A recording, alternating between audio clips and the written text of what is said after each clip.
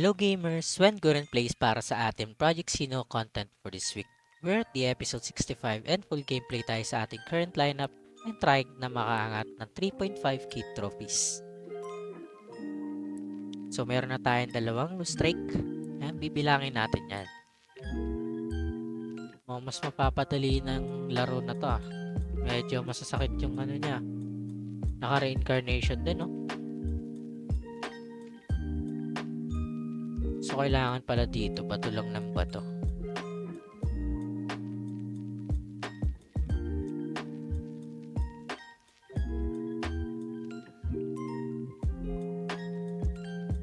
Naka-iron guard.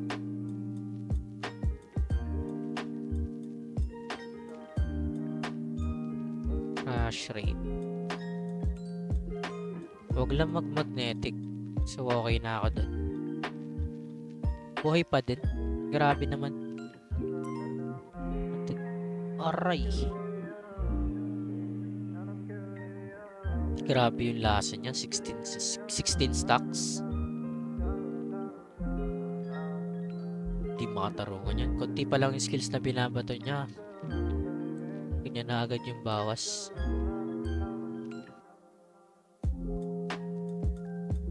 Grabe naman. Pag bumitaw pa to, di ba? Paano pa?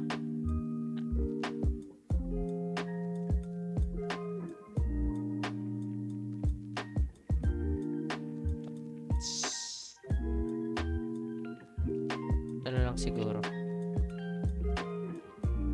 No, it's worth it pa rin. Ano lang. Okay, good Thunder Smite tayo dun. Patay na din yan. Yung guardian niya. Sakit. Ang sakit. Grabe, goodbye dalawang seno agad. Mukhang di na tayo tatagal dito Di na rin goods na mag-poison tayo dyan. No, bakit tayo mag-punch? I mean mag-aura. Okay naman na to. Dapat ko pa bang buhayin? Ayun, nag-reincarnation. Ganda ng combo niya. Reincarnation. Tatlo to, mag-i-stack yung poison nito. Poison Slay. Good alternative para sa poison bomb. Kamali pa tayo. Binitawan na natin yung ano. Okay lang din naman. Pero GG's na tayo dito.